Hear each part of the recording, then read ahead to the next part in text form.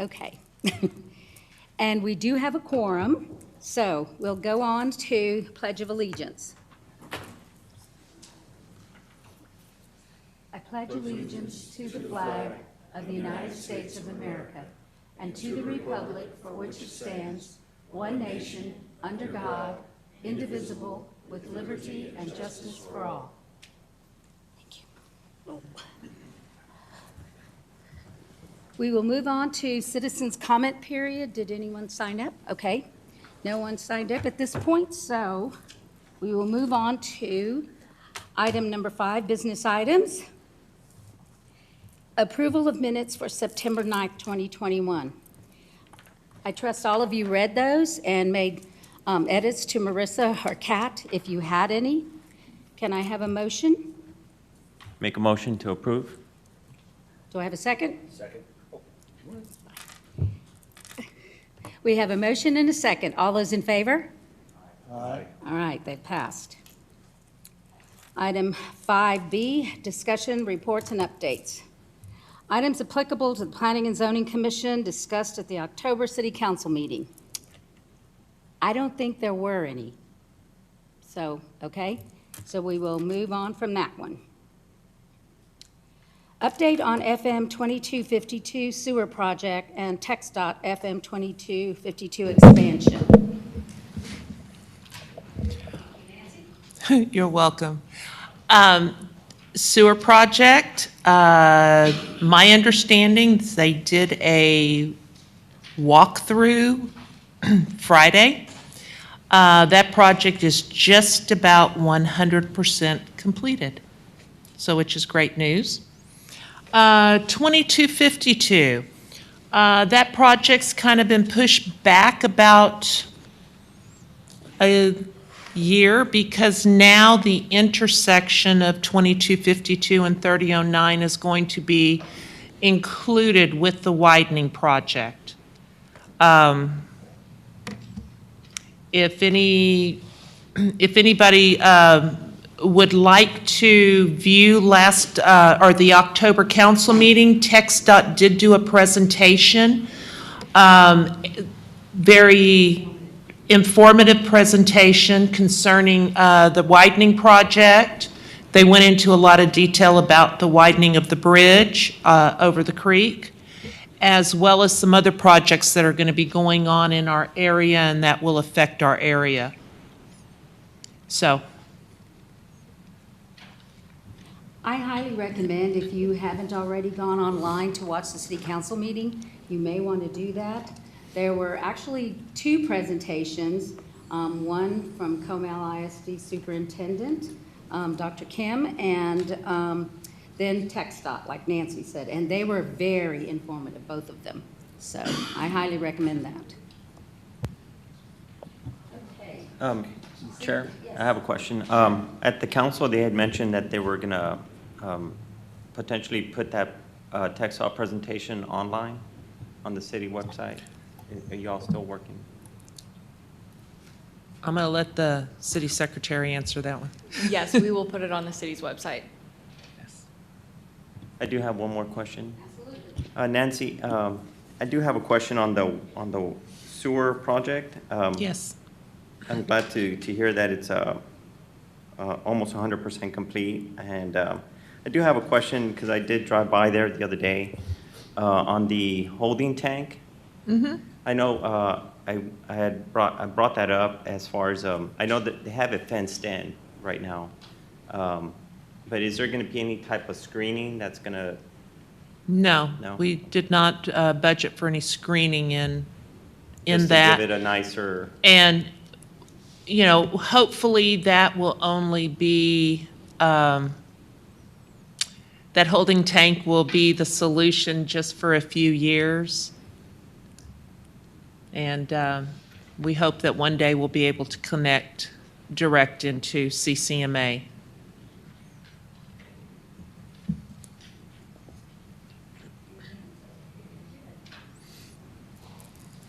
Moving on to item 5.3, preliminary plat for Pension Mark Office Center. located approximately 440 feet southwest of the intersection of Nacogdoches Road and Nacogdoches Loop Road. So, is anyone here to talk about this, or Nancy will? Oh, you are? Okay. Excellent. Thank This you. is Kevin Etheridge with CDS Murray. He is the engineer that has been working on the preliminary plat for this project.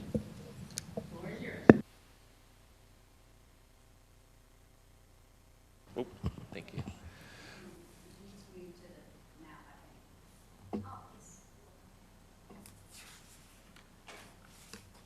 It's very hard to see. Just in case. We're looking at building a retail shopping center there and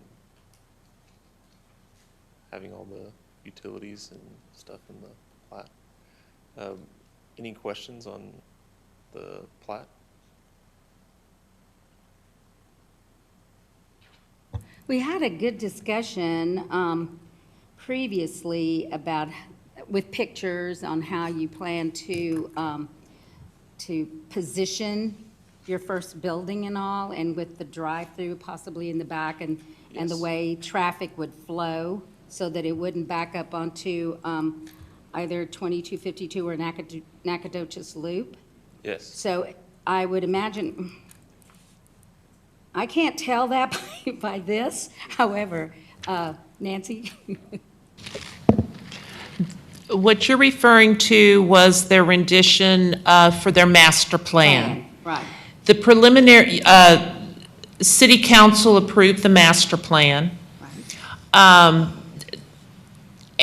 this right here is just the plat of the property. The drive-through has no relation to the plat. You will you will see the drive-through come back to you during the special use permit process. Superimposed on this plat.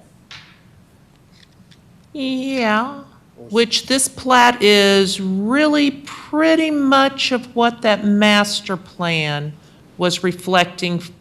The plat is going to indicate where the easements are, where their detention is going to be. City engineer, help me. It's basically showing where the easements are gonna go, given the setbacks, how far off the road the buildings are gonna be situated, the drainage, for the property, which have potential on and topographic, elevations on the property. So that's pretty much what the preliminary plan is going to show. Once you progress further, then you'll start getting more details at the start, laying out the water main, sewer, and things of that nature. I do have a question. I know in the master plan, you did show the detention pond on a different area of the property. Now it's going to be on the north, I guess west. I don't know what plan you were looking at, but the master plan that we submitted had the detention pond in number 11. Where, Oh, then that would be the drainage easement.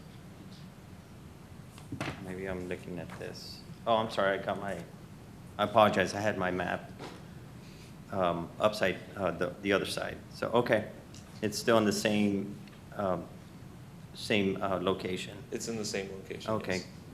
sorry about that. Oh, no, that's My- okay. My confusion on that.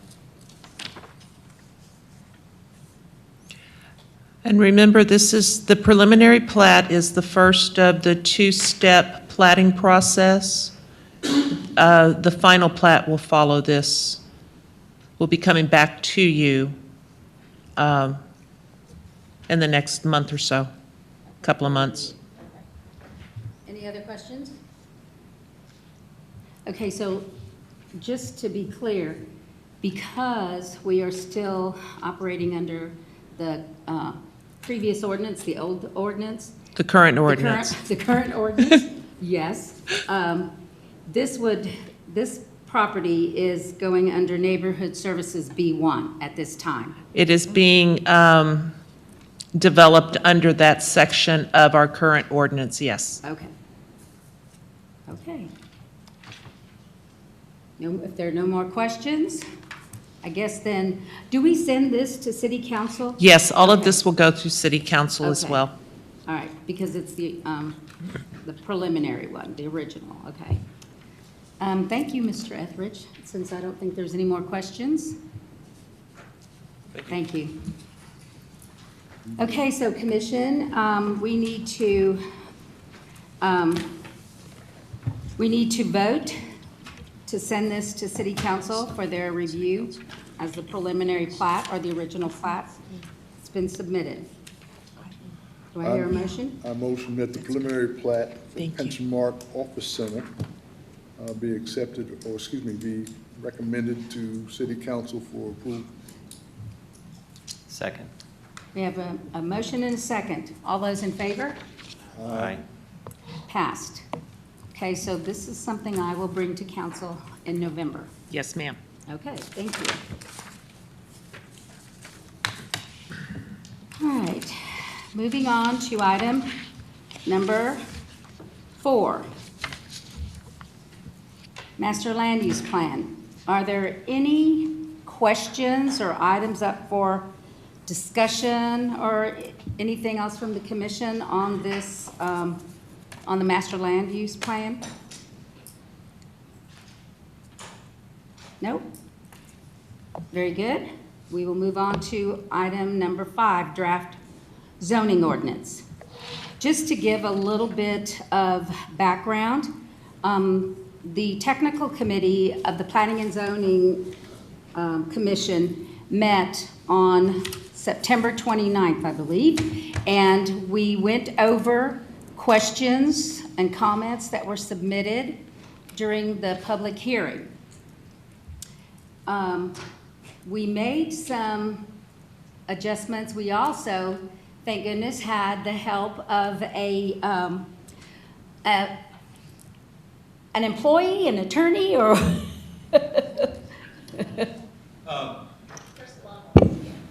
So going, all right. Yeah, so I'm Bryce Cox. I am a professional planner, city planner with Denton, Navarro, Rocha, Bernal, and Zeg. okay. I'm not an attorney. Okay, I didn't want to No, you're say that perfect. if it wasn't the case. Okay, so you said your name was Bryce? That's correct, Bryce Okay, Cox. Yes, he actually also submitted some comments through Cynthia, our Trevino, our attorney. She was in our discussion, and your comments were very helpful. Gave us things to think about, and so we we sent it back to you for further review and to for you to review the changes that we had looked at making on the draft. So I don't know if you want to talk about those tonight. You do? Okay. Then we will open the floor to you, Bryce.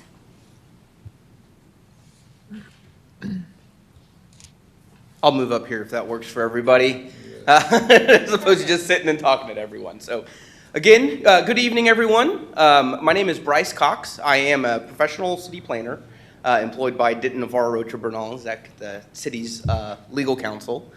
They brought me on a couple months ago to help out with these actually specific issues for clients. All of the planning and development related issues that aren't quite legal opinion questions, but like, hey, how do we get this done? How do we accomplish our vision for our community?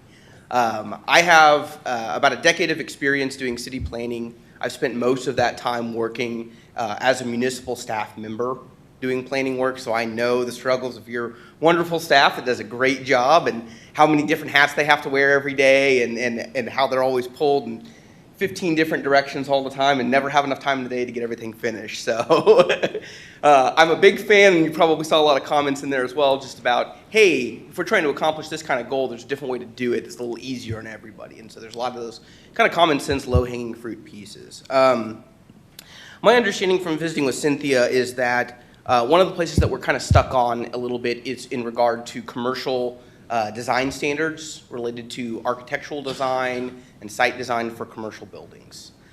Knowing that Garden Ridge is mostly built out, you have a limited number of what I'm going to call greenfield locations, completely undeveloped locations.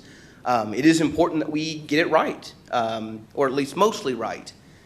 Keep in mind that with all development-related ordinances and documents, they're all living. So no matter what ends up getting decided out of the Planning and Zoning Commission and ultimately by City Council for the zoning ordinance, realize that there will be updates. There will be updates in the future, and there will probably be some updates in pretty short term because we'll realize, oh, we forgot this one thing or this one piece kind of broke it. Hey, we've got to tweak it. That's okay. That's the sign of a healthy community, okay? If we're never making changes and we're just leaving it static, that means that we are stuck in development, or we're not getting what we want, or we're just not getting development at all. And let me tell you, if you've seen the census numbers for Texas, everybody's growing, especially along the 35 corridor. So, development is here and is knocking at the door, if not knocking it down. With that, I kind of wanted to visit with you all a little bit about what do you want to see? What are the kinds of developments that you like, that you've seen, that support your plans, those kinds of things? And I know that's a little different than the way you've probably been approached on this before. I like to focus on what your overall concepts are and then help you kind of refine some language to get there. And so I'll start off with those kinds of questions if that works for the chairwoman. In a word, retail. Okay. We seem to be drifting more and more towards office space, office parks, et cetera, et cetera. And while what we have fits in with what we've had in the past, and I'm sure they can design buildings to satisfy us, we'd like to see more retail develop along 2252. As I'm sure you know, our tax base is not what it should be, or what it should be in the future, okay? And for us to continue the growth that we'd like to continue, we're gonna need some tax base. So in a word, retail. And with regard to that retail, if you don't mind me asking, what does that look like to you? Is that strip center? Is that multi-use complex? Like, what does it feel like when you're there? I think for myself, I'm not speaking for the commission, for myself, the plans put before us the other week, or the other month, excuse me, with a mixed office and retail, I can live with, okay? I don't want strip malls or big expanses of retail. I don't think that'd fit in Garden Ridge per se. So what they presented to us was basically an office building that part of it was retail and most of it maybe upstairs or around this retail drive-through endeavor that they envisioned, possibly, was office space, and then we had the retail on the corner. I could live with that, and I think that for that piece of property, I think that was perfect, okay? In the other places, I don't want a big expanse of parking, and then back towards the back part of it, a picturesque building with, the facades and everything else like we'd like, but they're stuck way back off the street. Mm-hmm. And you can't see them for the parking space in front of them. No matter how many trees and things we stick in there and how we have mediums and everything else, to me, that's no different than the forum up the street, except Absolutely. on a smaller scale. That's not what I want. I don't know how my co-commissioners feel about that. My biggest concern has been and it must be profitable, I don't know, is the office space thing. Although I drive past them and all of them have for lease on them, and I'm saying, okay. But it's the same thing with the surrounding area with in the what do you call it? Not business parks, right over the tracks with the warehouse space. Mm-hmm. It's the same thing. You got all these big buildings going up, and every week you go past it, they're putting another one up. and the ones you pass all say for lease. And I'm trying to say, you know, what is the business, what is the vision of these places? They can sit vacant for X number of years, months, whatever. And I don't think we want that. I don't think we want a big empty space there. We'd like somebody to say, oh, that's nice, let's put this there and let's, you know, go with that. But that's what I'd like. I don't know what my co-commissioners would like. Perfect. Anyone else want to share their thoughts? My vision, or what I've thought I would see there, would be long-term retail, and I guess I would throw that in there. I mean, obviously, you can't guarantee anything's gonna be long-term, but we'd like to hope that that's what would happen. Something that, it sounds almost cliche, fits the city/neighborhood, but to piggyback on what Dr. Miller said, you know, we want to look acceptable and pretty, for lack of a better word, but we also want to be practical and not have it look, trying to think of a word I want to use, like gaudy, basically. So that, and then I think we left out restaurants. I know that just listening to other citizens, I've heard a lot about restaurants, possibly coffee shops, that type of thing. Okay. Coffee shop, I don't know. Anyone else? And I guess the question you have always is, how do you attract the retail, the type of retail that you want, right? Yep. I don't know the answer to that, actually. And do you build it first, and you build it, they will come, or do you, or chicken or egg, I guess, is kind of the And if you don't mind, I will come back to your question. Fair enough. Because I absolutely want to cover that with y'all, and I will also preface that I am not an expert in all things economic development. I know enough to be dangerous, but I'm happy to impart that knowledge on y'all that I do know. So. The other thing that we have is, it's not like we have a lot of ways to get traffic into the town, right? Yep. So we have to be mindful of that as well, as to what we bring in. What does that do do we bring people in from other places to come to Garden Ridge, and is that what we want, right? Absolutely. I'm on the same lines of what my fellow commissioners said, but also would like to see make it walkability, make it pedestrian friendly, that you could go there and walk around from, say, you know, there's, you know, you have a dinner and you could go and walk to, you know, just another shop and just, you know, take a stroll around and, you know, that's what I'd like to see, make it more friendlier, walkability, that you could spend some time in the area, maybe some shopping and dinner or coffee or ice cream. I don't know if it's doable, but not necessarily on the sidewalk. I mean, maybe, I don't want to take away too much land, but suggest that there be some type of path between the properties if it's practical. So I think Absolutely. because you're talking about something like that rather than just going out to the sidewalk and whatnot. Okay. I've seen the demographics of the community change. I've been here 18 years, and the demographics has changed, and along with that have been some of the things that I'd like to see along with the demographics. And before, we didn't want a whole lot of drive-throughs and things like that, but if we have a lot of young families, I caution the commission that you can't take a family of 5 to Caparelli's twice a week for dinner. You can't do it. And in today's day and age, a lot of times where you go is somewhere like McDonald's or Burger King. You pick up your meal and go back home with it, or if they have a nice layout, and McDonald's is very, very creative in how they lay out some of their places. I've seen ones I didn't know they were McDonald's, so I got up to McDonald's. And the families can go there and get their kids' meal and whatnot, and not be an eyesore.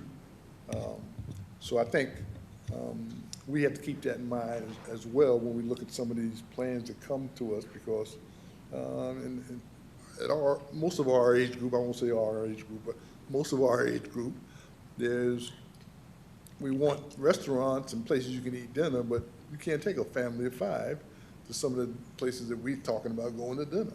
Nor do we want them to bring a family of 5 to some of the places. Exactly. You're enjoying your evening with your spouse at Caparella's, and the table next to you's So got 3 McDonald's- crying children. McDonald's with the playland can be over there, and I can have my dinner over here. I would also like to add, I forgot to mention, I think there's a potential need, and I think our community has been asking for it, more like a small grocery store, like maybe, like for example, you take a Trader Joe's, that's small, not a huge footprint, but something like that.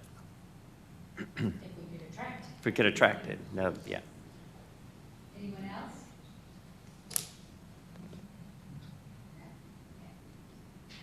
So, based on what the commissioners have already said, I tend to agree with, I'm hoping that we get some upscale retail, if you will, boutique-type retail, and my hope would be in some of the areas along 2252 probably versus, well, actually, south of 3009 on the larger corridor, that we can get some bistros, or to me, a bistro, would have food and all, but be small. And, but it would be a place for people to be able to go and meet and talk and enjoy a nice meal, a glass of wine, something like that. Not to say that we can't in certain places already close by, but it would be so nice to have it in our own backyard, essentially, and attract others that come through. The thing about the parking, my hope is that we get the storefronts, the restaurant fronts, closer to the road with a few parking spaces, but most of the parking toward the back. So you're not just going down the road and seeing all this parking that, you see a few spaces, but most would be behind the properties, to give room, as I said, to be able to walk around or, enjoy the actual businesses. So that's what I'm hoping. And I definitely am hoping for Trader Joe's, but we have to figure out how do we attract that. Absolutely. So let me see if I can give you a little sum up of what I'm hearing so far. In general, what I'm hearing is we want some complex areas, so complexes of retail, maybe some office in the back. We're okay with this. We're looking for not just straight office, though. Kind of mixed in along your commercial corridor areas. The idea would be to have parking to the side or rear as opposed to the front. We're looking to not have this typical auto-oriented strip center that we see kind of all around this area. We want things to look pretty but be practical. A lot of the business types that y'all are listing are what I'm going to call neighborhood service type businesses. These are businesses that are compatible near and close proximity to residential services because typically they don't emit a whole bunch of noise. There's some one-offs there. You may get a louder evening dinner location that's a little bit bigger, something like that may be a slightly louder, has an outdoor area. That's a real popular thing in Texas, right? Is outdoor eating. Everybody loves to eat outside even when it's 1,000,000 degrees out. And so here is where we're at, and I will come back to your question still on how to get there in just a second. The way the draft is currently written, this is not what you're going to get, in my opinion. Okay, so the way that your draft is currently written, with a lot of the architectural standards that we have in there, I think you saw a lot of the comments I gave, and I think you've already received some comments from the public as well in this regard. At least I've seen and have been sent to me by Attorney Trevino. Is you've got a number of conflicting provisions, and you have a lot of things that are going to force people back from the road. And at the end of the day, I want you to all remember that, like every decision we have to make in government, unfortunately, there are no free lunches. There is no right and wrong necessarily. It's just decisions on this continuum. And we have to be someplace, either at the ends or in the middle or wherever on this continuum. But unfortunately, we don't always get everything. Right, and stuff does slip through the cracks. So I preface that to say a lot of what you're going to want to look at is bringing buildings up to the street. It's what we call pedestrian scale. These are the places that you walk around, communities that were built around courthouses and have downtowns. We've got so many of them, the quintessential Texas town, right? Everybody's like, oh, I love this, the Gonzales, the San Saba, the Fredericksburg, et cetera, at least, pros and cons everywhere, but that kind of feel, right? And these things all have one thing, or a lot of things in common, one of which is we're pulling the buildings up to the street. Makes you feel comfortable walking there. Most people aren't going to feel comfortable walking between a parking lot and a roadway along the sidewalk. It's just not inviting. There's nothing to look at. There's nothing to do. The only people who are walking there typically are people who have to because they're going from point A to point B, or maybe somebody that's exercising and that's just the jogging path they have or bike riding path they have, et cetera. So we have to provide that visual interest. Now here's where it gets tricky to your question of how do I get some of these things, right? So to the first question of, hey, I see all these big buildings that are built and there's so much vacancy, how does that work? Most of the time when development is built is what we'll call spec development, speculative development that comes in. There's an anchor tenant. So they'll have one person who may be leasing a portion of the building. Predominantly, most of the buildings built in this area right now, especially because of how much development is going on, are not user built. So it's not the end user necessarily building out the entire building, but maybe has just a portion of what they need, and that then funds the rest of the building, and so they can afford to carry the vacancy, the developer can, for some period of time while they pull tenants. And this happens in big warehouse industrial parks. This happens in retail areas, right? And it's how do I get similar nature and similar style buildings put together, which typically means a single developer doing that project. But most of the time, they're not going to have all of the tenants lined up. And so we run into this bit of this funny piece. Now, the flip side of that, the people who build to suit and are like, hey, I'm going to build this single tenant building, a lot of those that we see in this area are large corporations. So they are the McDonald's, these other things that have this very standardized, typical model that they use. I picked up on in the code, and I've also heard a little bit as well, that there's a concern with drive-throughs in the community. And my guess is that the concern is basically you all are not looking to have a bunch of fast food restaurants, and we're associating drive-throughs with fast food. Am I linking those kind of together? In the past, that would be correct, Mm-hmm. but subsequent to that, in the last 3 or 4 years, we built a high school right up the street. And when they get out of the football game, where are they gonna go? They're not going to Caparelli's. Yeah. They're gonna be looking for a fast food place to go somewhere to pick up. Yep, they're driving down 309 to... I'm not saying that I expect them to hoover and congregate like they do in some places. In a small town, there's nowhere else to go. But I know they'll be there for a little bit and get some fast food and move on, possibly. But I don't want to exclude them if it fits our desire for retail. Mm-hmm. Well, and to that point entirely, right, we have to create these spaces. You all kind of stepped around a big concept that I want to introduce to you that you already know. It's called community, right? And so the question is, are we a city of just residential homes, or are we a community? And I think that the desire is we want to be a community.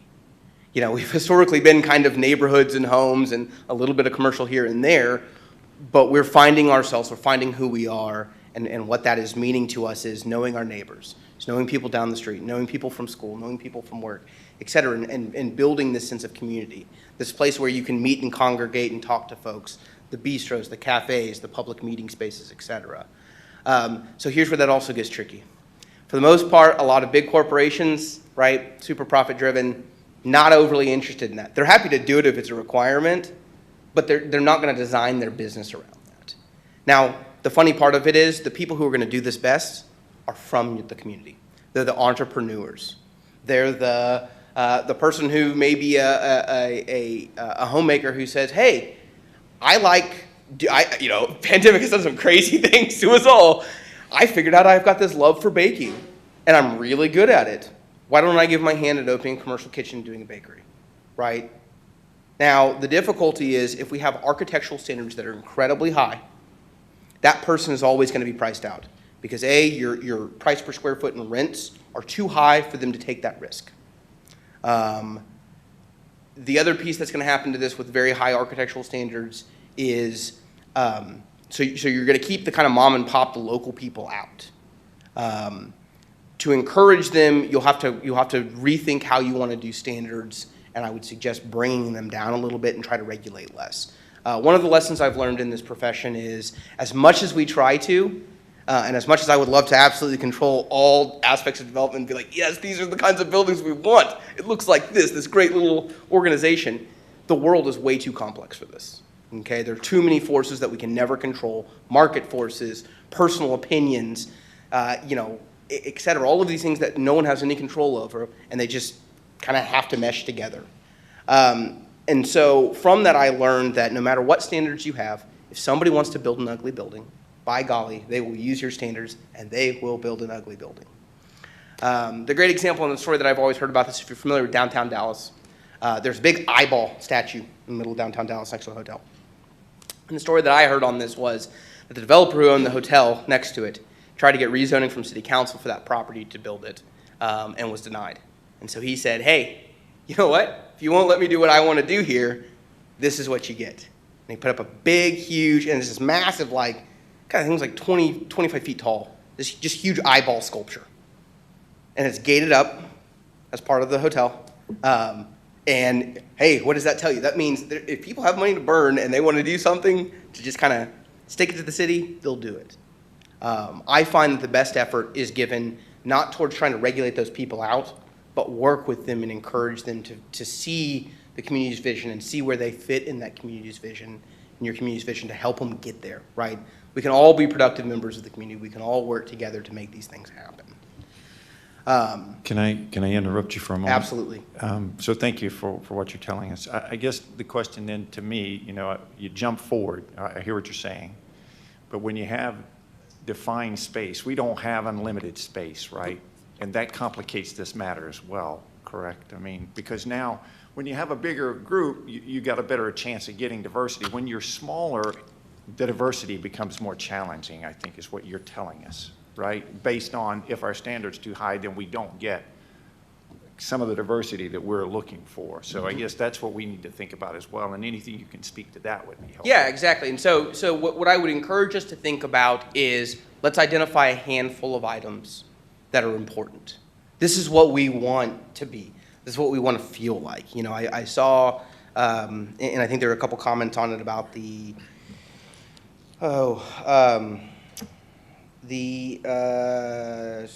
natural overlay that we have, right? It's very restrictive. It basically says, hey, I don't want to see you from the street. You're going to get office behind it. You're not going to get any retail behind it. Retail needs visibility. And as funny as it is, and I've had so many arguments with like home builders that are the best about this, like, hey, home builders, quit putting those bandit signs out along the streets because nobody uses them to get there. Everybody just uses their telephone. And they will sit there all day with you and argue with you, or put you to their marketing people and be like, we sell more homes when we do this, and da-da-da-da, like some wacky standard that they have. And I'm like, God, what it is you just have some college kid running around on Friday after the city closes down, sticking out all these signs saying, hey, I'm going to compete with the other people. I'm like, you think that helps you sell a house? Because if somebody's going to go spend hundreds of thousands of dollars on a home, you think it's the sign, this little bandit sign that got them there? No. And so to that extent, while I think people still shop in the similar fashion of, hey, when I know where I'm going, I can get there. And if you can create a destination location, maybe you can create that. I will tell you it's going to be incredibly difficult without that visibility. Now, selective visibility is important. And so knowing which roadways we're more comfortable with this and less comfortable with this is an important piece to pull out in here. And so to that regard, it is worthwhile to look at regulating, but just be very cognizant of what it is that we want. I think what you really want, or at least what I'm gleaning from the ordinance and a little bit from y'all's discussion is, hey, what I don't want is I don't want people coming in here and just clear cutting these sites. I don't want you mowing everything down, regrading it all out to be perfectly flat, and saying, here's this prototypical that we do in dozens of other communities. It fits your requirements, let me do it, right? And I think that's where we start losing the uniqueness and that character of Garden Ridge, is to say, no, we're going to say no to that, but at the same point in time, then, hey, Bryce, tell me, how do I fix this? My answer to that is going to be, pick a handful of items that are most important about commercial sites. Regulate that handful and say, we're going to be quiet, we're relatively quiet on the rest, and see what happens. Because like I said at the very beginning of this is a living document. We can always change it. And staff is going to let you know right up front, hey, this isn't working for us, hey, we've got this issue. Somebody's always going to slip through. Think about all the times you've even had this like, oh, we're going to change this rule because somebody did something that we didn't like. That happens all the time. It's going to continue to happen. Nothing we're going to do with this ordinance will ever change that. But we can encourage and start targeting these groups that we're looking for to get these boutique type sites, to get these smaller buildings built. We can do certain things with your code in the architectural standards to revise and discourage certain types of development. So like standalone fast food restaurants. They all have the same pattern, right? It's the singular building. They don't like to be in a strip center. They like to be on the edge of a strip center or something. It's a singular building that has a concrete drive all the way around it, has parking, has a dumpster enclosure, and it's got a queue lane for drive-through, right? So we can work within the confines of your code to help prevent that. One of the things that I saw in there, and I think it was a specific comment made as well, is there's a 500-foot requirement for drive-throughs adjacent to or spaced off from residentially zoned properties. I'll suggest, and I think one of the comments I put in there was, hey, let's use drive-throughs. Let's break off restaurants with drive-throughs as their own land use, and let's put them underneath a specific use permit. That way you can still enforce some distance, but we can then let all the other restaurants, so the local restaurants, the people that we want to do this, who don't necessarily need a drive-through, they get a by right allowance, and we're not just going to kind of slam it shut on them and make this easier, right? And there's some common sense pieces there that we can help you fix. And I guess specifically with regard to your architectural standards, there's a lot of mentions towards articulations and color and rhythm breaks and changes. You know, this is all just my opinion for whatever it's worth, so take it or leave it. That's your choice. In my experience rewriting these things, as much thought as we can put into it, as much time and effort as we can try to fix and say, oh, this is the building we want, let's write standards to it. Well, all that we're really doing, the more specific we get, is we're creating what I'm going to call formula development. So the first person figures it out and says, here's how I need to build to get through the city's code. They get their development approved, and the next person gets lazy. And they say, well, I don't want to try to navigate your code that's 161 pages long. I'm just going to build that. Maybe a different color, maybe a little different materials, right? We can't regulate materials anymore. And so then you start getting the same thing.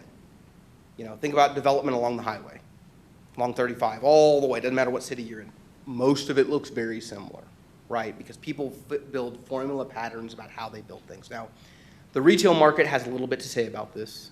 You know, you can control and limit parking, and if you don't over-park things, and if anything, have lower standards. So maybe a couple things are under-parked. You know, I've never seen a popular restaurant that has minimal parking suffer because of the lack of parking. People will find a way. Obviously, there's some considerations that we want to make in there as well, though, because we don't want them to be so minimal that it's now spilling over to maybe residential neighborhoods that are adjacent or nearby and just creating a problem, right? And so it's all this push-pull, give-take. But there are definitely some certain areas that you can kind of lighten up the overall standards in. I would encourage us not to regulate articulations and say, hey, think about all of the cool buildings that could be built in this city. How can we possibly write standards that apply to all of them? And fair enough. You're also going to then say, hey, Bryce, but that also means I'm going to open the door for like bad development. Well, maybe. Maybe you will. One of the things you have to appreciate, and I think you hit this nail right on the head earlier when you mentioned that the community's changed in the 18 years that you've seen it. It's constantly changing. It's alive. It's going to always be changing. It's different from 10 years ago. It's going to be different in another 10 years. How do we know exactly what it's going to look like? We don't.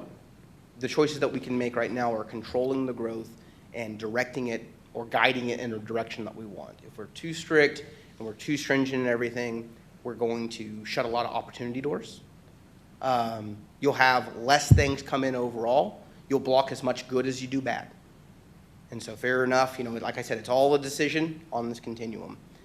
As far as attempting to get these types of things, I think you've brought up a lot of great points. Walkability, I think that's very important. It's a real popular concept right now anyways, in kind of the planning field, and it's a bit novel, but the reality is it's the way that our cities were built for decades, even before the automobile. We had to be walkable, we had to be small, we had to have that density in there. Those are important things. If you want the vibrant commercial center where everybody's hanging out, having a great time, you're gonna have to realize that we have to have people living close by. Sometimes that means living there as well. I know there are provisions to allow mixed use, vertical mixed use, apartments above ground floor, commercial. Those are good things, right? At the same point in time, we wanna make sure it's not too tall.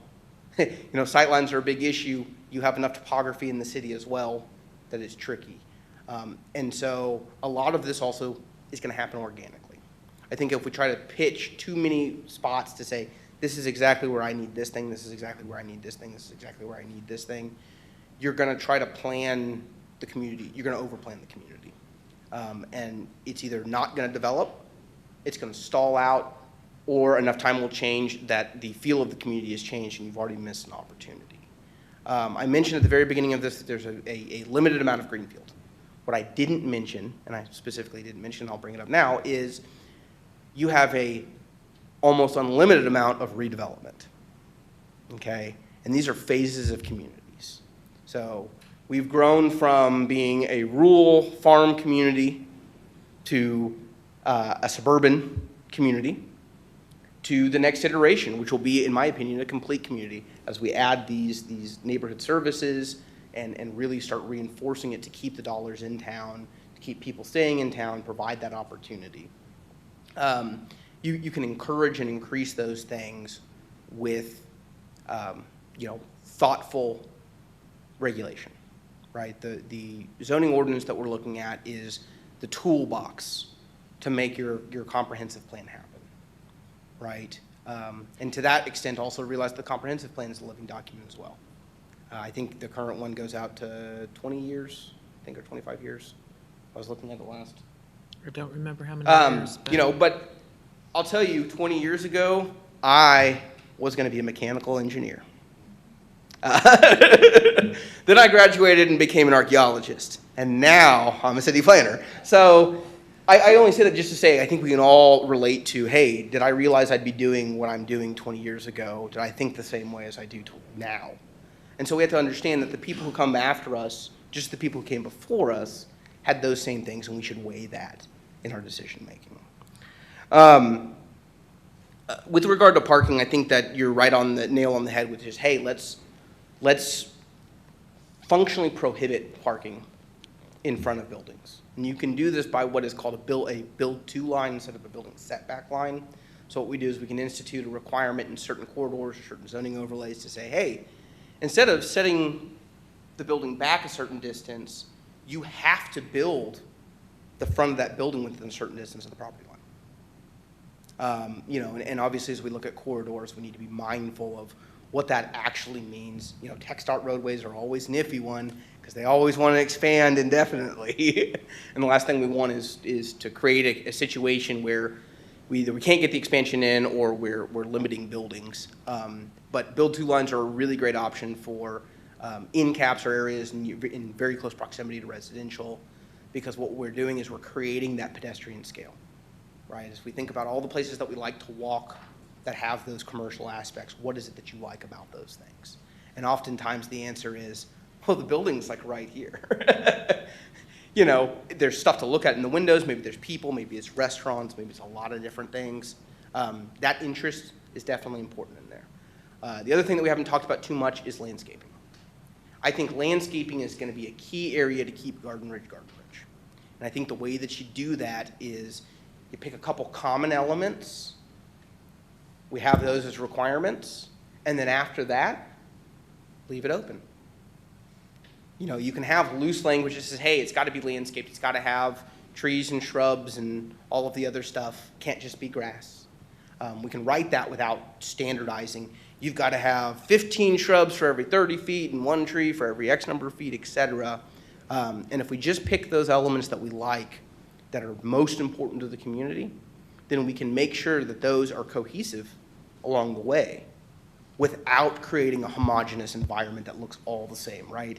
It almost, the term that I like to use on this is Disneyfication, right? Where we're making things look so similar that it almost becomes the equivalency of like ticky-tacky suburb, but just in the commercial realm. And I think you've probably seen this in various areas. Luckily, y'all don't have that too much yet, but in some of your neighboring communities, you can see, hey, this is how this stuff built. It's all exactly the same. They all use the exact same plants. You know, it's almost like Stepford Wives-esque. You need that little bit of spunk, that little bit of uniqueness that helps make Garden Ridge, comes from those business owners. It comes from the wacky neighbor who puts out a million bajillion Halloween or Christmas decorations. Because that's what helps break some of that rhythm. That's the character. That's the character in community is those pieces. The sad reality is most of our cities, most of our communities across the entire U.S. are probably 95% the same. We all have homes. We have people living in homes. We have businesses. We have commercial that services the residents, et cetera.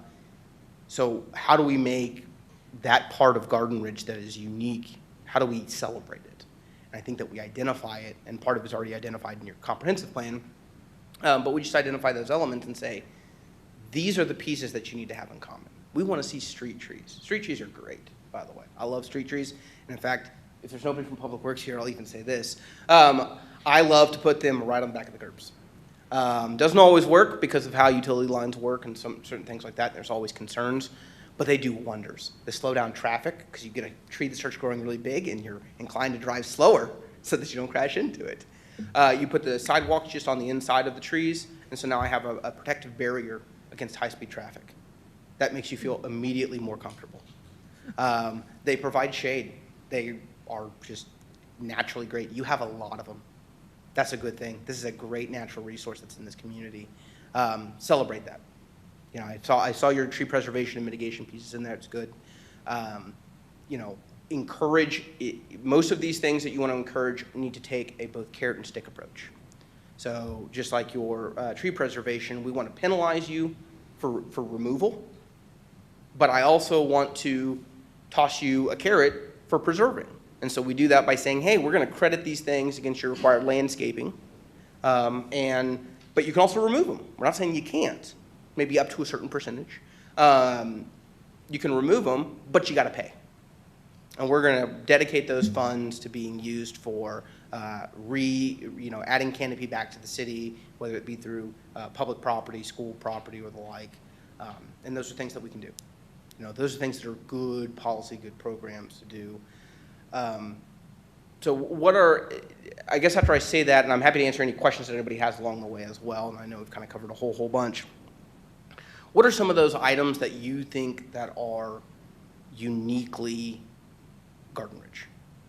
That you're like, man, this place, this is what I think of when I think of Garden Ridge. On the negatives, I think in the years past are impervious cover requirements are out of date. We've heard it, and I'm sure the city manager can tell you the first thing there's a fight over is impervious cover.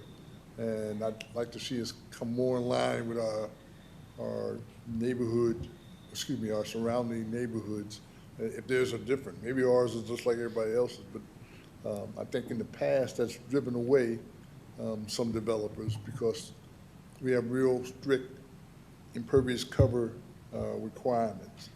The other thing is in our neighborhood we have a lot of, forgive me, lack of a better word, tree huggers. Mm-hmm. Okay? They want native plants, they want certain kind of plants, and we spend an inordinate amount of time in our technical committee talking about plants. And I'm sitting there and I'm saying, I'm a city boy, and I'm saying, to me a tree is a tree. Yep. Okay? And we got fined for climbing the trees because they were so rare that they didn't want the kids tearing them down. But to me, a tree is a tree to a certain extent. Can we use that incentive thing to lead them towards native trees as Yep. opposed to some of the other junk trees they may want, like a Chinaberry on the street? Yeah. You don't want that kind of stuff. Not all landscaping is equal. Okay. I will completely agree with that.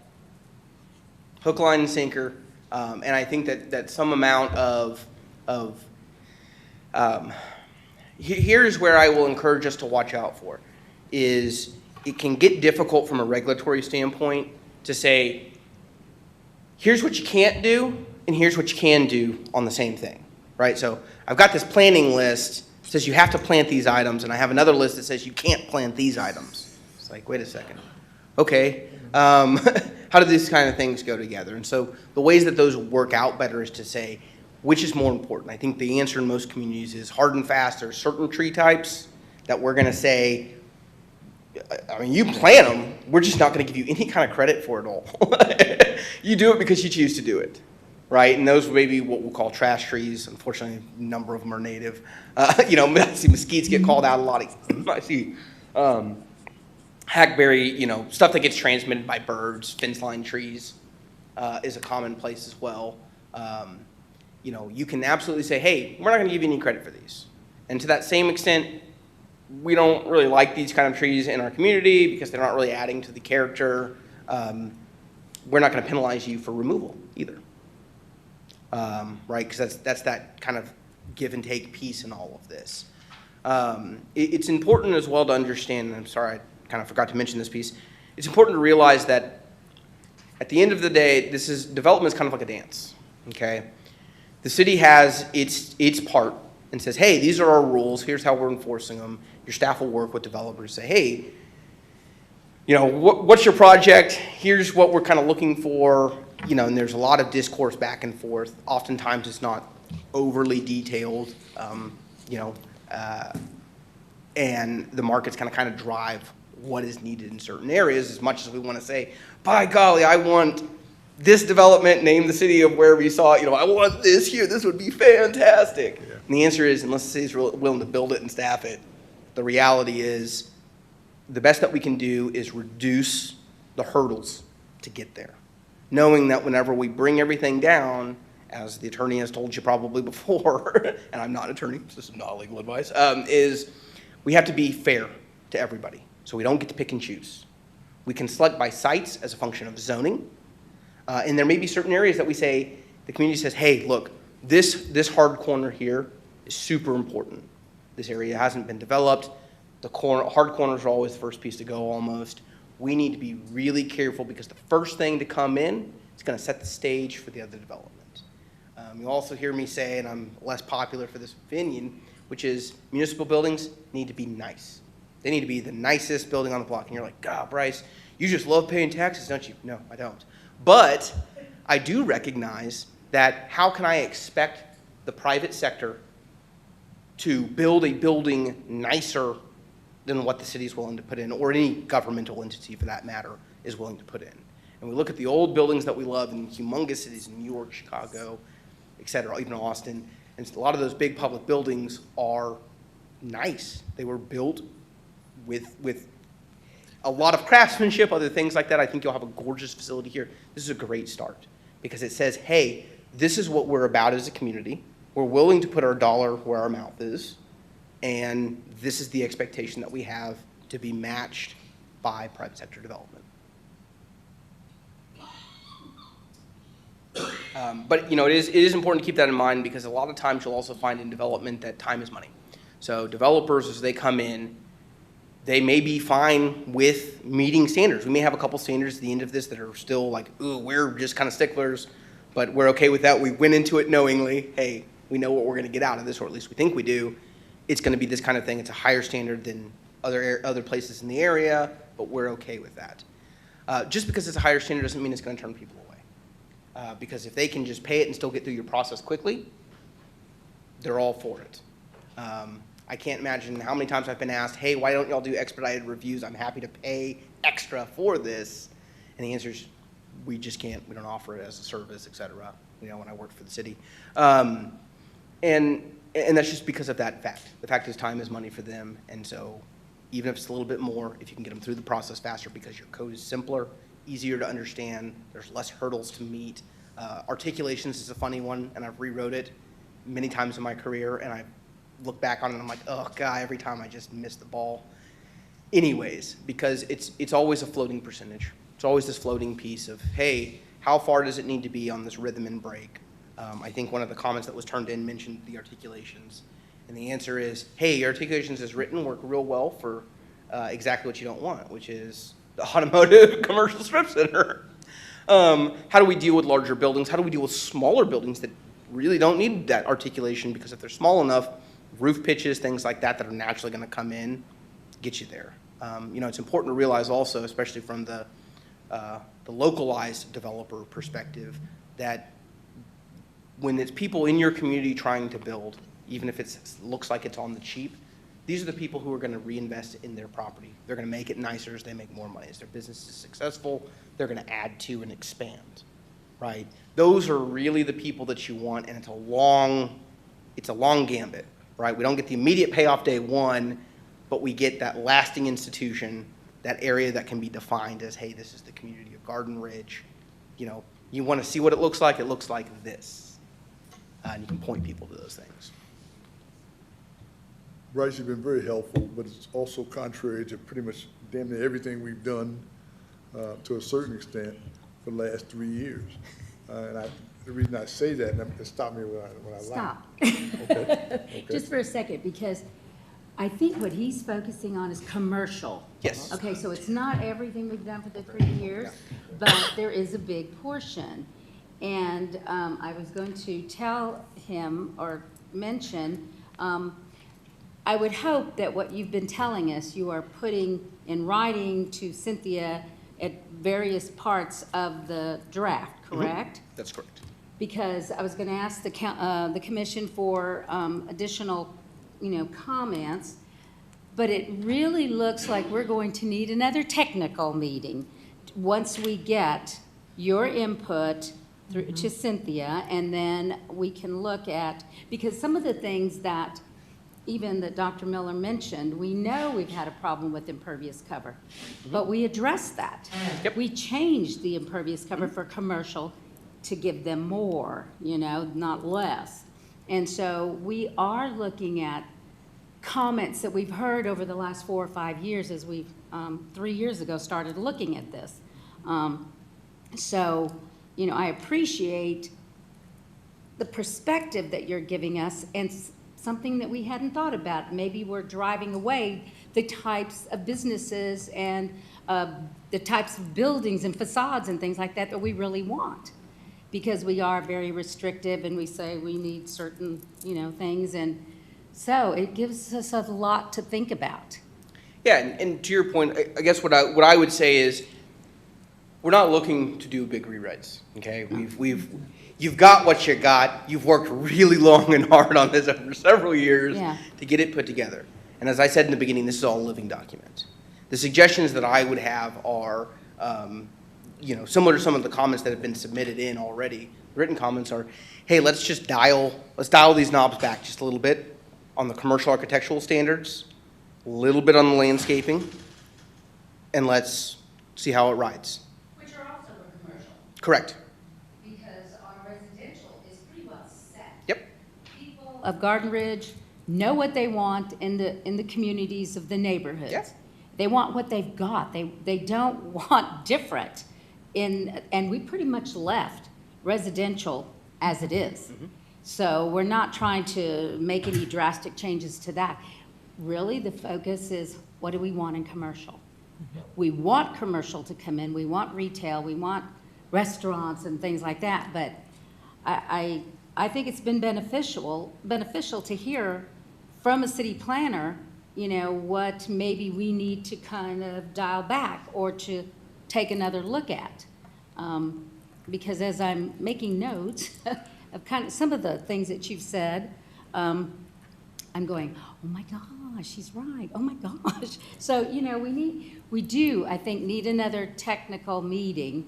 But we would like, because maybe somebody's writing all this down, but would like your thoughts in writing like you gave previously on some of the comments that we had gotten from a commercial project, which were very helpful. Because once we got the comment and then the technical committee sat down and looked at it, we went, he's right. And then you said, yeah, he's right, you know, so that really helps. That really, really does help.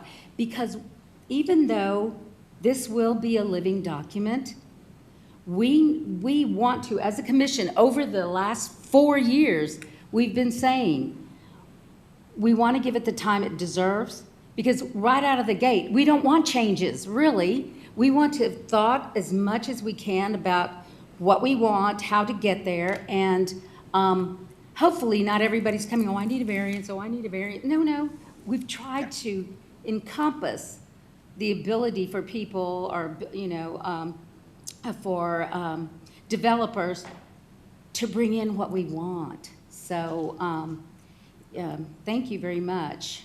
Do you have anything else to add? No, I like I said, I think that y'all have done a lot of really great work getting this far. And I will caution everybody to realize this last final stretch is like the most painful, gruesome part of it all. Don't second guess yourselves. You've put a lot of work into it. I'm not trying to come here and stir everything up at the end either. All that I'm saying is, hey, let's think about dialing a couple of these things back, because I think you're going to get a better result. There's also always the possibility you're going to get that thing that you didn't quite want, and that's the great thing about your awesome staff is they'll say, hey, this one slips through the cracks because it was the first through. Let's go ahead and tighten this up. It's not working like we thought. Because the reality of it, like I said earlier, is there's so many variables that play into these things about how sites get selected, about the choices. We can't account for all of them. We do the best that we can as a community to say, hey, these are the minimums that we want. This is the expectation that we want. I've sat in many communities where they've constantly said, hey, the development we're getting is not the development we want. Why aren't we getting this? We've got a great comprehensive plan. Why aren't we getting this? And the answer is because your code is not written in a way that supports your comprehensive plan. I think that you're much closer than most communities in that regard with the efforts that you're going through, and so I commend you for that. But just realize, hey, even if we get it wrong the first time, having it on the books is better with as much thought as gone into it than having it sit on a shelf for another year, et cetera. And so even with the items that I've brought up and changes that I've brought up, I think they're items that can be tweaked with some minor pieces, and I'm happy to provide written comments again on those as well, of some suggestions that I've got. Just kind of pull it down just a tad. Bryce, are you, so, is what I'm hearing is you're the guy? You're the guy we come to? Is that what the city manager is saying? I think so. I am the planning guy, yes, that's me. Because what I hear you saying is we have to do some things that we're ill-equipped to do, to a certain extent, okay? We got diverse backgrounds here, but none of us know anything about setback lines and stuff. So the stuff we've seen is stuff that's been passed down to us, and we said, oh yeah, that looks good, and that looks good. And I used to ask, I said, can we get a tape measure so I can see what 20 feet back from the street looks like, or 40 feet from the side looks like? And I guess I was the only one that didn't see it. But if you're the guy, now I know who to direct things to, and that clears that up quite a bit, because we'll have some things we'll say, oh, we have no idea. And impervious cover, are we out of line with everybody else? I mean, maybe we're too lax, maybe we're too strict. I don't know. I don't know what Selma's doing. I know they got a tax base that's bigger than ours, so they can do more, but they got more money to a certain extent. But I don't know what the impervious cover is and why people are building over there a whole lot other than Garden Ridge. Well, and again, a lot of it ultimately comes down to what is the market developing in this area. That's one piece, right? Because we can always hope and wish and pray that we get something, which maybe is never going to happen. It's that small rural community who's like, man, I want a Walmart. And it's like, you're still not big enough for a Walmart. Sorry, folks. And then we've got Garden Ridge, I'm sure it's like, look, there's Walmart down on 35 already. We're good. We don't need one. you know, and it's just that kind of funny piece as the community shifts and changes. And so I think that the best thing that we can do to kind of that response is have flexibility. I think you've addressed that a lot with a number of alternative procedures that you've put into the code and things like that to help use the variances and those things that come in as a sounding board. If we're getting a lot of people asking for the same variance, it means something in our code's broken. We got to look at that. We got to get it fixed. You know, that's what these check valves are for. You know, listen to the residents that come in, hear what the community is saying on these things. You know, it weighs in. Unfortunately, even as the guy in planning, I will tell you that a lot of these things have so many variables, they're so complex that while I spend most of my waking days thinking about this because I love it and I'm just weird like that, I can't comprehend all of them and I can't give you the right answer always. I can help you understand what the impact of the decisions may be. But you know, we've all been in those meetings where crazy things have happened or seen those developments that pop up that you're like, somebody thinks this is a good idea, and then it turns out wildly successful. You know, it's just the weirdest stuff that happens. And we've got to leave room for that unknown because that's where some of the greatest things happen. I'd like to give you some homework then. And the first thing that comes to my mind is, and hasn't come before planning and zoning yet, is Quick Trip. That gas station is going on that corner. Come hell or high water, I won't see it coming. And maybe I'm wrong, but that's only going to take up, what, X number of acres on that corner. And that lot is huge. Yeah. So how do we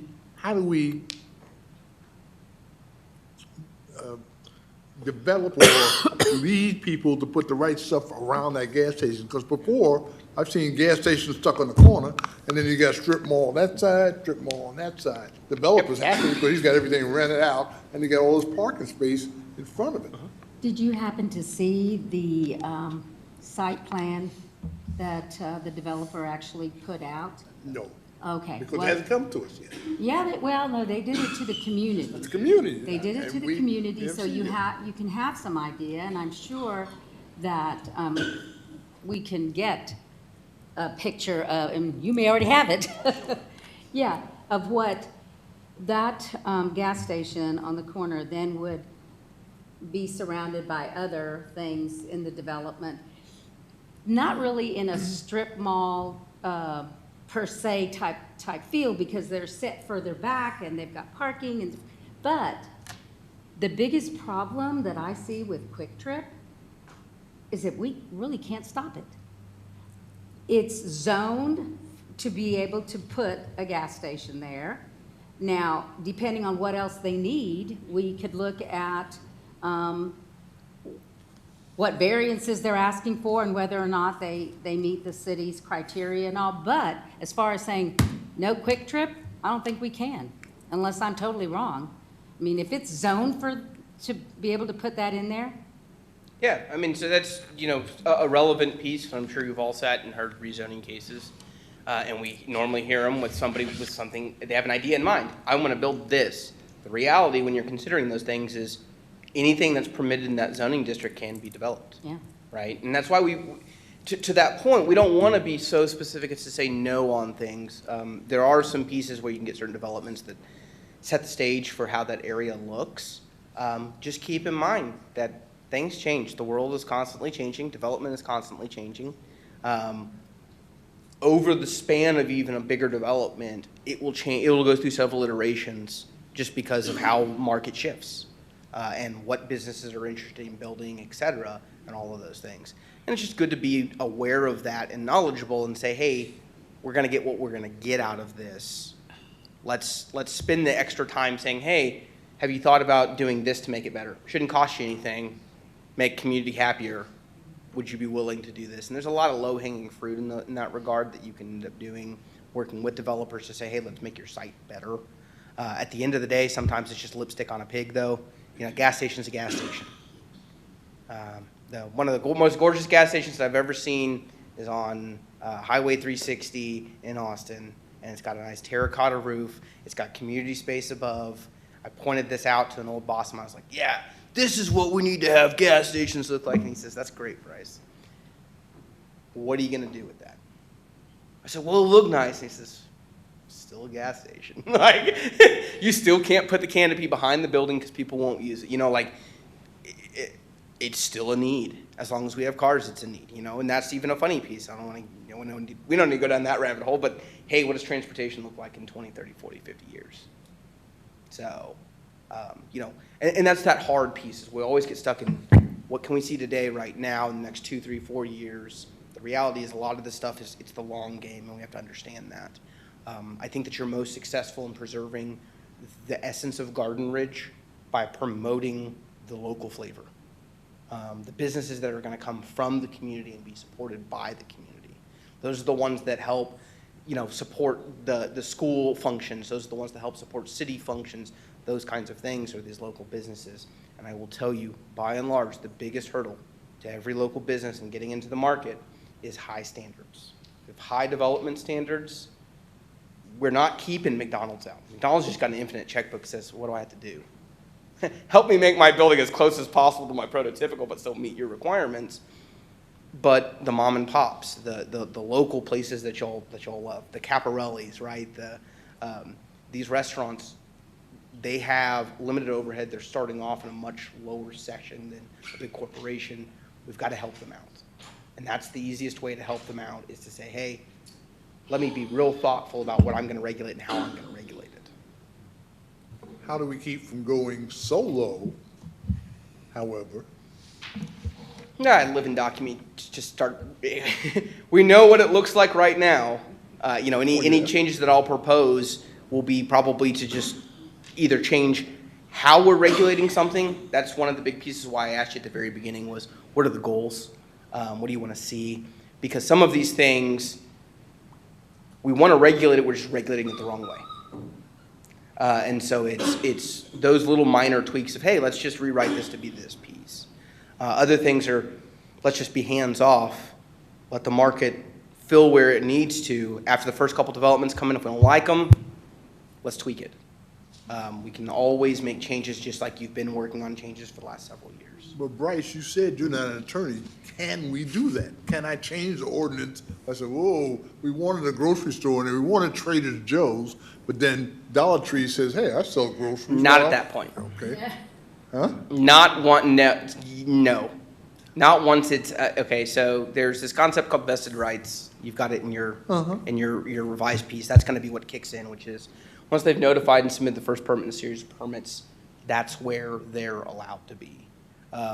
You don't want to change on the fly, but so to that example, you're like, oh, I want a grocery store to go there, I get a Dollar Tree instead. So Dollar Tree gets built. We're stuck with a Dollar Tree for now. It's okay, it just is what it is. We will then make corrective action to correct for that issue. Right? Well, I mean, and that's the point is these places come in, they have their own metrics, right? I mean, it's crazy. Some of the stuff that big companies do, and you've probably seen it, or maybe economic development's looked at it, there are whole firms out there that will come do like sales surveys for you. And they'll tell you exactly what you need to do to get retail. And it's all this stuff, and they'll run trip numbers, they'll go do license plate scanning. There's all kinds of stuff that they do to figure out where people come from to get you, and they can create all kinds of metrics.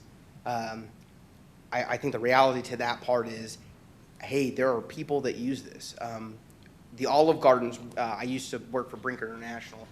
They as a wait staff, right? They base a lot of their numbers on trip generation. They have to have a lunch service. The restaurant doesn't make it if it doesn't have lunch service. So if you're a community that it empties out during the day, they're not coming to work. They're not coming and even looking at you. I mean, not to say that that's what you want, but that's part of the economics and the metrics that go into some of those things.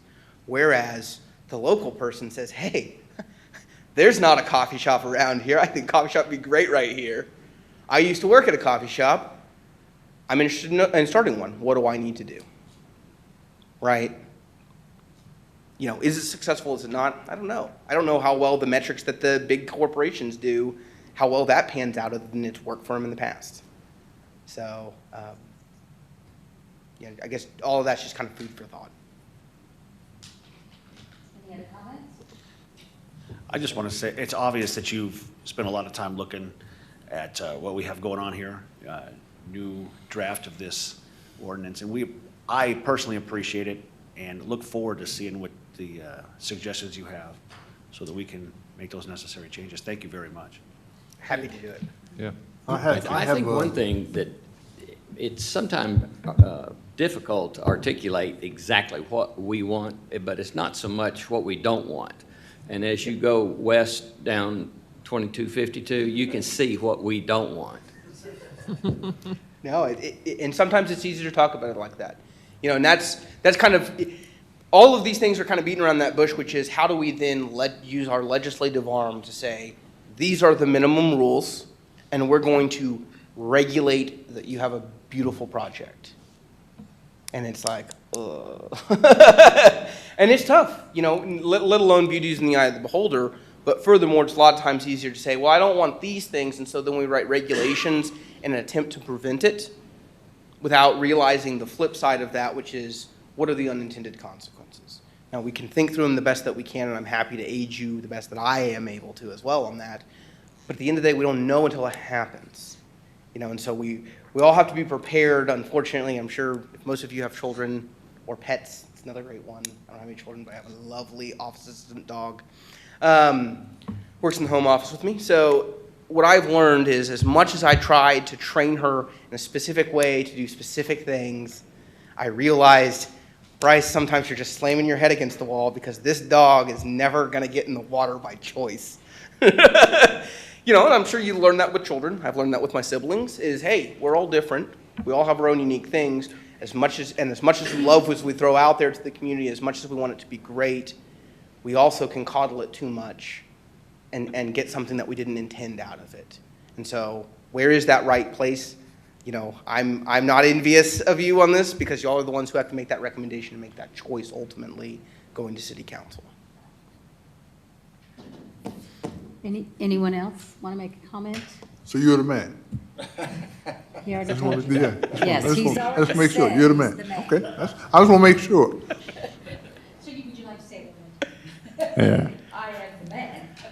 I have a suggestion then for the commission, and this is, heaven forbid. I'm about to age out, okay? As they say in foster care, I got one more term on the commission. I'm aging out. I'd like to see some of this stuff. We've been at this for 3 years already. And along those lines, I'm thinking that we're sitting here now talking about stuff back and forth, and we're talking about going to the technical committee. We've done that already. Well, not what's called, but we break out for the technical committee, and to me, we spend 2 hours there, 2.5 hours there. It's no different than having a longer regular committee and get input from other commissioners, not have to do something in technical committee and then come back to these guys and present it to them and do it all over again. I think you're just upset because you're no longer on the technical committee. Because now Mr. Jockman's on the committee, so we're getting new input. I'm not upset. There's a time, you know, there's a time to step aside, and we got new people. I want to hear what they had to say. And I think as chair, I might have inhibited them to a certain extent, or I couldn't get my pontification out all the way as the chair, whereas I can talk more now as a commissioner. Well, you are not going to find that from me, because as chair, I will talk. I don't get to vote. I get to talk and possibly influence in a way or not, but you get to vote, Dr. Miller. You do get to vote. I won't. Again, anyone else want to say anything else on this matter? No? Thank you so much, Bryce. We really Thank you all very much. appreciate all your input on this. Thank you. You know, one of the things that I was thinking about when Bryce was talking there toward the end was, and Dr. Miller, as you kept pointing out, we've been at this for at least 3 years. Maybe it's going on more now. But because I know, I've heard comments, I see things on social media when I'm looking, and you have a subset of Garden Ridge that doesn't want anything to change, nothing. They want 2252 to stay the way it is. They don't want any changes. And then you have those that are possibly a little more forward thinking that no, there's nothing more certain than change. And I think we've even said this before in our commission meetings, that because we know that there's nothing more certain than change, is what our job is to hopefully, direct some of what we know is going to change. That we want to have some input on the things that are going to change, we as the commission, and then turning over to city council. Because I think in the end, whether you're on this side of the fence or that side of the fence, everybody wants what's best for Garden Ridge. We've got to have some retail to expand our tax base, because otherwise we're all taking it on the chin. And I don't think a lot of us can continue to do that. And so I think we are actually in a good place, and that we are in a very good place right now because we got these comments before we took this to city council, and then all of a sudden they get, this information, and they're looking at us going, how come y'all didn't know this, So I think we are in a good place. Yeah, I told city council, I'm sorry, I'm not bringing you the draft ordinance to review this go-round, because we got some good comments from the citizens that made us go back and look at some of the things that we had in here. And I think they were okay with that. Once we get to the point, hopefully in the next month, that we get a cleaner draft that we're happier with, that we can give it to city council to start reviewing before we actually turn it over to them. I'm hopeful that, and I think I understood Cynthia to say that we may have to have another public meeting.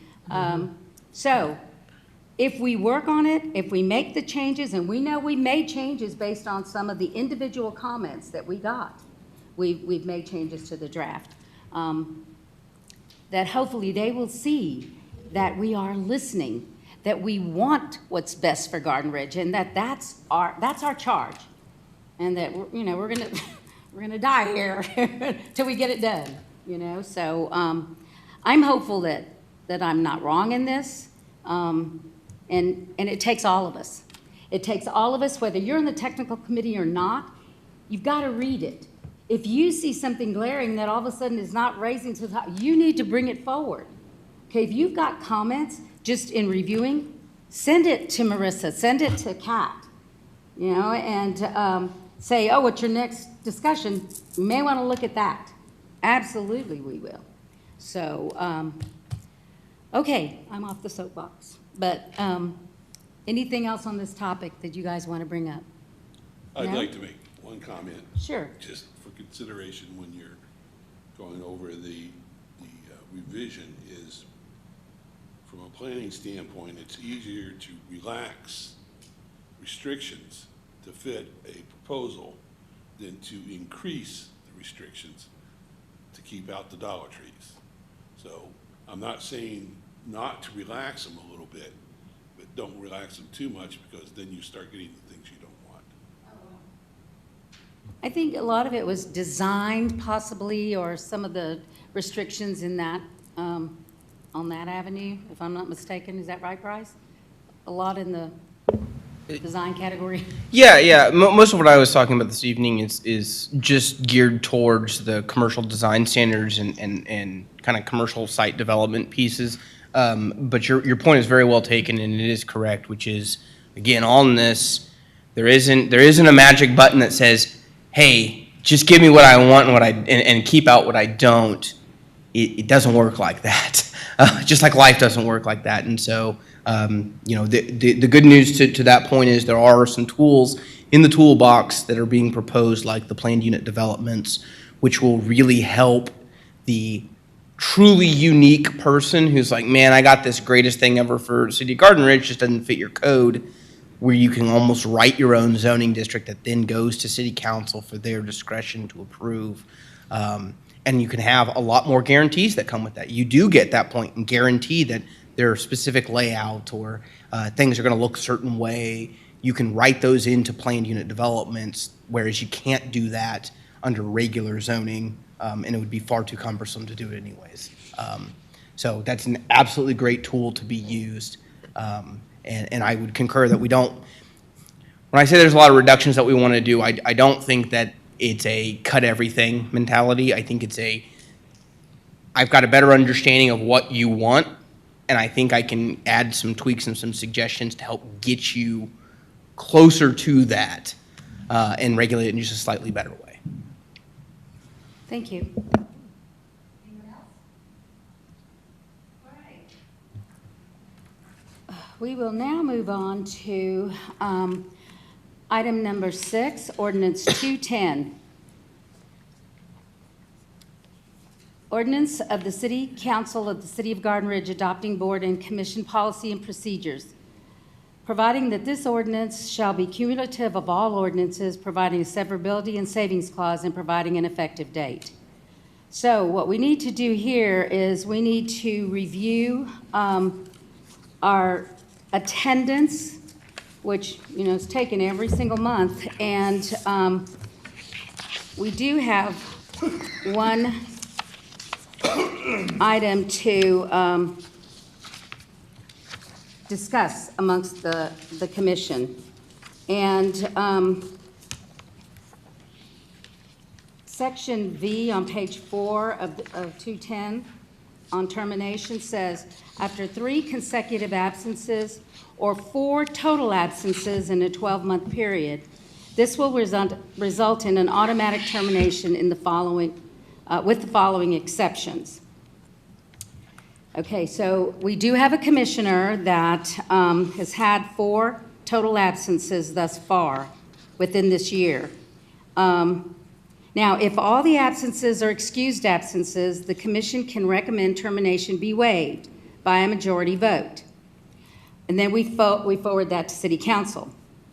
I don't think that is the case. So we move on to item number 2, which says if all absences are voluntary and announced absences, the commission can recommend termination be waived by a majority vote of the commission to allow a 4th consecutive absence or a 5th total absence.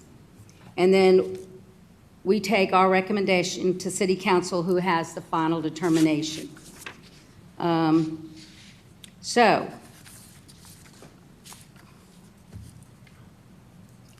we have, at this point, Commissioner Porter has had 3 voluntary absences this year. So do I have any discussion? Would you like to say something, Commissioner Porter?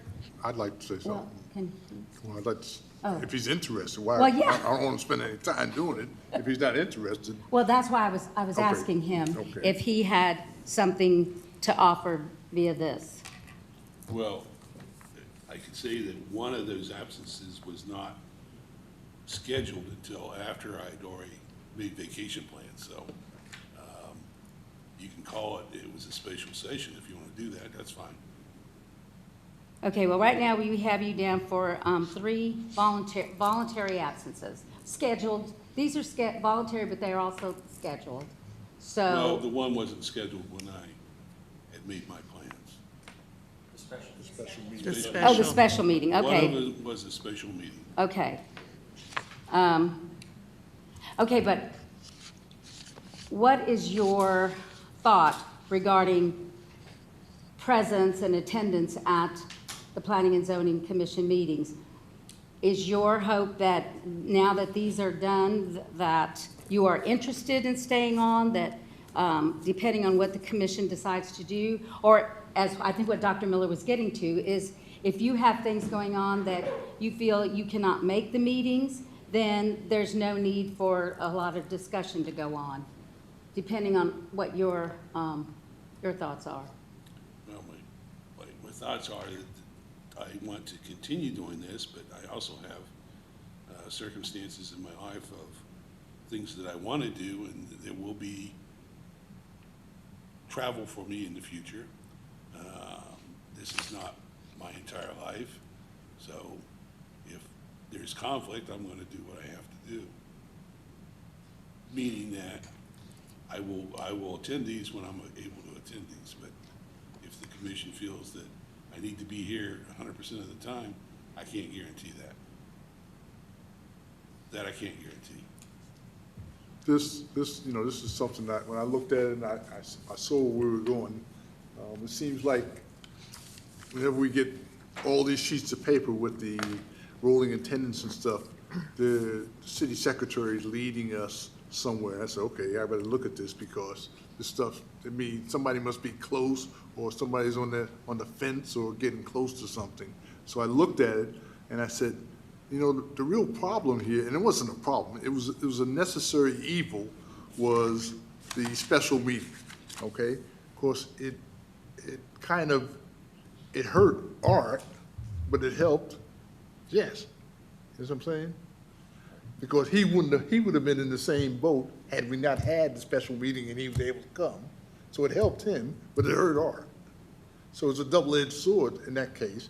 And along those lines, I said, if Art wants to, I'd make the motion that we waive that or argue for him before city council because he's interested, because what really hurt him was the special meeting that we needed to get some of that, God forbid, the draft zoning ordinance done. And we needed the meeting, and it helped and hurt us at the same time as a commission to a certain extent. Okay, so, but my question to Art again is, knowing when these meetings are over the next, say, November, December, you know, well, this is a rolling calendar too. So it's not an annual calendar, it's a rolling calendar. So if you already know that you have other commitments scheduled or whatever in the next several months that you know or take place in the second week of the month, and you're going to be absent again, that's the 4th. That would automatically require termination if we didn't ask for a waiver. And the thing is, right now, we can go, if the commission decides, we can go before city council to ask for a waiver. And, but we ask it now, and if you're absent again, that's the 4th. I mean, that's why I'm asking you, well, what's your feeling on this? What do you know? Well, my schedule right now is I'll be here for the next. Did you turn on your mic? I will be here the next couple of months, but I am scheduled tentatively to be gone in January, so that's next year, but. But that's still part of the rolling 12 months. Sure, okay. And it will be during the time of the second week in the month. Yes. So the rolling 12, the way it reads is a 12-month period, but are you saying it is a rolling 12? Mm-hmm. So it's 13 months, really, right? Well, you know, when they put this one on, this one rolls off. Oh, I Okay, so see what you're It's saying. 12 months, but it rolls. It's So not it's- a calendar year. Gotcha, okay, all right, thank you. That was where I was, yeah, gotcha, thank you. Any other discussion?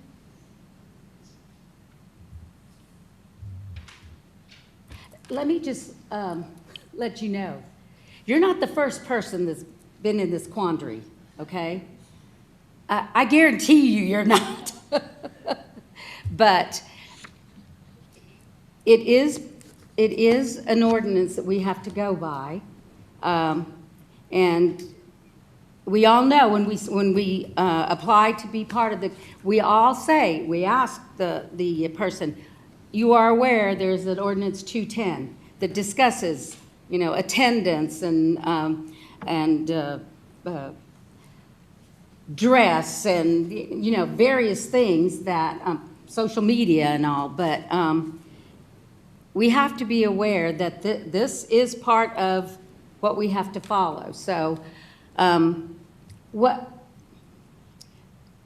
is your, what would you like the commission to do? We can go, if the commission chooses, we can go before city council and say, well, we would like to waive Commissioner Porter's 3 consecutive absences for, you know, whatever reason. And then But then if you know that you're going to be absent again, I mean, I'm asking, so that the commission can discuss. Yes, ma'am? I wouldn't worry too much about if he's going to be absent in January or not, and I'll just leave it at that. Okay. There you go.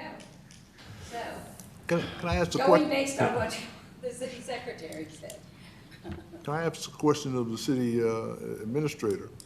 Are we the only commission that seems to have this problem? We've been farting around with this, excuse my expression, on and off, literally for the last 3 or 4 years, because we've always run into what's going on. Is the ordinance written wrong, or what? Is it too strict? Is it too lenient? What?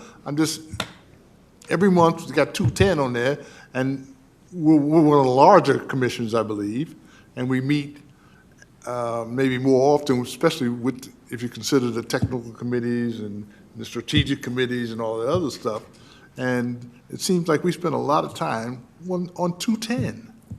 And how long has it been in existence? Can I ask the secretary? In 2017, when did it come into 2018? Beginning of 2018. Okay. February 2018. My opinion is, it's just, having sat in that chair, I say to myself, oh, here we go again. Somebody's backed up in the corner, and then we're doing it to ourselves. It's a unforced error. That's the way I look at it. We have ordinance 210 on every agenda of every commission. We keep it on there, so if we do run into situations such as this, or whatever the situation may be, that we've got it on the agenda so we can address it at that time. But every commission has this on their agendas. Does every commission seem to have a problem with it? Is it a function of, I can't say a problem with it, it certainly has its place. Maybe the size of our commission makes it more difficult. Other commissions aren't as big, are they as big as this? No, I think Quarry Commission is this size, but they meet every other month. There We you have go. 2 commissions that are meeting every other month. Okay. That shows me one variable is we're meeting every month. That's one of the variables that's causing the problem. Okay?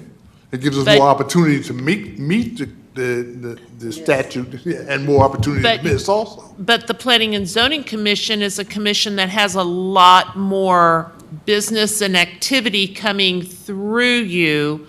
So, meeting once a month is appropriate for your commission unless it's found that one particular month you don't have any business coming before you, and you may want to cancel it. We've done that too, but in the last, we did, and most recently, I think it was, I don't know if it was COVID related or what, but we missed a couple. But Yeah. I'm looking ahead of us, and unless we make these truly working meetings, we're gonna have more technical committee meetings. Don't count. Yeah, which They don't don't count, count toward this. don't count, but they're taking up time, okay? And we're missing out on the expertise of the other commissioners. And if we push more of that stuff to our working regular meetings, then that may kill 2 birds with 1 stone. Yeah, and But the technical meetings, you're talking about, we have more meetings, but there's 2 people from the commission on the technical meetings. Okay, that's it. And if one of us can't be there, that does not show up on No. this. Because these are regular meetings or the special meetings that are called for a reason. Okay, that's all that shows up on here. That's it. And what I'm saying to you, Chairwoman, is that if you look around the room, just about everybody in this room except the citizens is also on or attends, and a few commissioners is on the technical committee. They're all here already. And I'm saying we're not using all the time that's Okay. available to, that's what I'm saying. Okay, so what I think I hear you saying is, instead of having, what you're saying, if I'm not mistaken, is instead of having a technical committee meeting, we have another special meeting, which would then count on this. Yes? Yes. No. He's saying, instead of having a technical meeting, do it during our regular Oh, meeting. working. Okay, That's okay, what I'm- if that's we what have I'm- a chance to do it during the regular meeting, the problem is that pushes getting things done further out to once a month. And y'all are going to be having, in fact, in the month of November, you're going to be having two separate public hearings on variances, a rezoning public hearing, a variance public hearing, and another master plan. So the other activity, business that the Planning and Zoning Commission is going to have coming before them is starting to pick up. Right. Touche, point well taken. I will shut up. I don't really Can- want to be here till 10 o'clock at night. Yeah, no. And, from my perspective, just, being new, and I'm one of the persons that is caught in this, right? But, changing job, whatever you want to say, but, it's a little bit back, in my mind, a little bit back to Bryce's point, right? If we're going to open it up and try to encourage more people to get on, I still work. There are some things about my calendar, my travel calendar, that I can control. There's some of it I can't control, right? And so, can I tell you that I'm not gonna get to a total of 5 absences? Right now, I could tell you yes, but my travel schedule, my employer may say, you're gonna be here on that date, and then that becomes a problem, right? So there are some unintended consequences. I don't know if it's changeable. I don't know if we want to change it, frankly, or how we make it, we flex it, right? But anyway, just wanted to give you my perspective for what it's worth.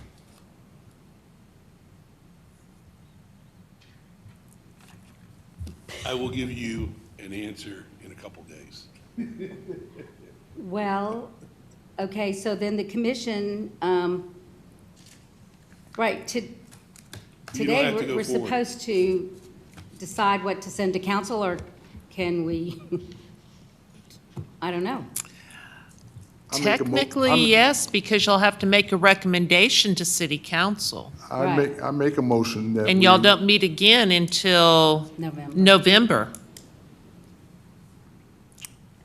I make a motion that we recommend to city council to waive the requirement in 210, automatically eliminates the person when they reach their fourth. That's called? changing the ordinance, isn't it? Well, I'm trying to, yeah, you're right. You need to adjust. The way I said it address is change the ordinance. I didn't mean to change the ordinance. I'm saying I make a recommendation that we waive this requirement at this time. Am I wording it right? For Commissioner Porter. For Commissioner Board, that's what I meant to say. That's your motion. Do I have a second?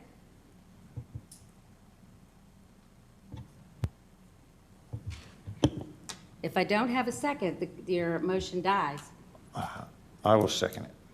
Okay, you will second it. That was Mr. Deaver, right? Okay. All right. So we have a motion and a second. I need a vote. All in favor? Aye. May I see your hands? 3, 4, 5. Okay. So the motion passes, and I will take this to city council, or somebody will take it to city council, and ask for a waiver in this instance. Very good. Thank you.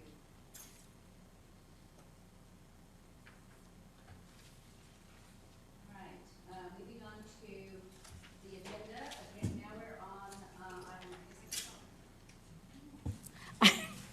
item 5C.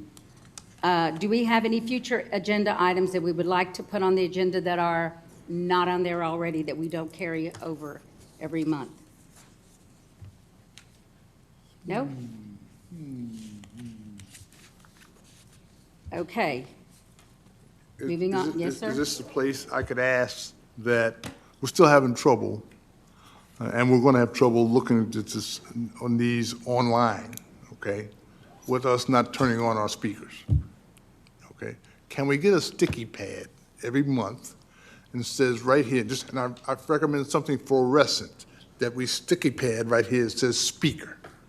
And so when we look down at this thing, we see speaker, and we know we have to put that button push that button to talk, because when you listen to it online, some of us come across very clearly, and some of us come across as you can't hear it because we haven't turned on the speaker. And it's not unique to planning and zoning, I might add. I've been going to city council, and we have several city council members that never turn theirs off. And we can get just a sticky pad. Or electric current. Yeah, Kat and Marissa would love that. We can definitely put like, you're talking about like a sticky note in front of you? Are you gonna read it?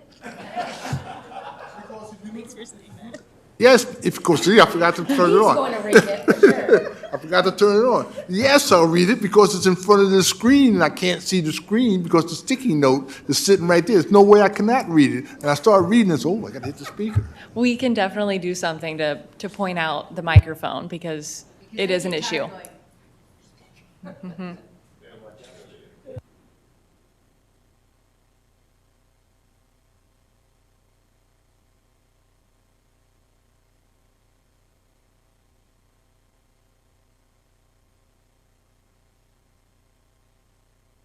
No. There we go. I didn't have the sticky note. All right. I don't think I'm a shrinking violet, though, that you can't hear me. At any rate, any future agenda items? No? All right, then we go to announcing that the next date for our planning and zoning meeting is November 9th at 6 o'clock here in City Hall. Moving on to item number 6, do we have any citizens who would like to make a comment? You do not have to have signed up, but I believe you're limited to 2 minutes. So if anyone in the audience, please come up. Name and address, and then you'll go sign something. Okay.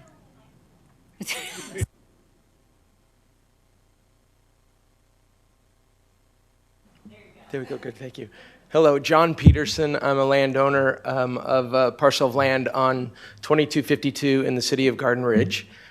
So thank you very much for all of your efforts, for my goodness, over the last 3 years, as I understand. 2 quick comments, if I may. I heard reference to a technical meeting on September 29th. Is there a way for the residents and landowners to see what decisions were made or potential revisions came from that meeting? Is that posted? Or that will be forthcoming? We can't answer back during the citizen comments. That's why no one's responding. Oh, then that's just my comment. I'm concerned then to see what that is eventually. That's my comment. The second piece is strictly a comment. I heard about a gas station and maybe about how that could be more aesthetically pleasing. I spent quite a bit of time in the Woodlands, a suburb north of township, north of Houston. And in fact, I worked for the Woodlands Land Development Company and the parent company, Howard Hughes Corporation. And what they did with gas stations, you'd never know they were there. And they were on intersections, but with trees and shrubbery, low signage. Oh my goodness. I'm sure staff could find pictures online, maybe Google it. If not, I still have contacts there at the Land Development Company. I'd be happy to show you what can be done to have just a beautifully aesthetically pleasing gas station. So good, thank you. My comments. Anyone else in the audience? If not, then could I have a motion for adjournment? I make a motion that we adjourn the meeting. Do I have a second? Second? All those in favor?